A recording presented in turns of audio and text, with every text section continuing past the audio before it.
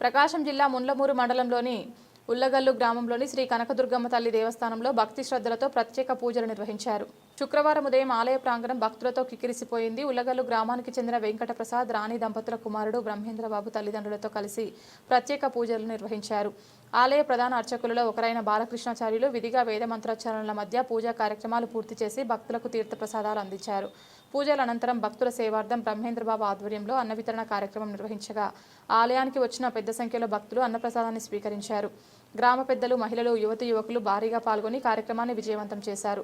స్థానికులు మాట్లాడుతూ ప్రతి సంవత్సరం శ్రద్ధగా పూజలు నిర్వహిస్తుంటాం. ఈసారి మరింత భక్తి సంపూర్ణంగా జరిగింది. మా కుటుంబం గ్రామానికి శాంతి సమృద్ధి కలగాలని అమ్మవారిని కోరుకున్నామని తెలిపారు. పూజా కార్యక్రమం కారణంగా ఆలయ పరిసరాలు పండుగ వాతావరణాన్ని సంతరించుకున్నాయి. భక్తుల హాజరు ఎక్కువగా ఉండడంతో నిర్వహణ సాఫీగా సాగేందుకు ఆలయ సిబ్బంది ప్రత్యేక చర్యలు చేపట్టారు.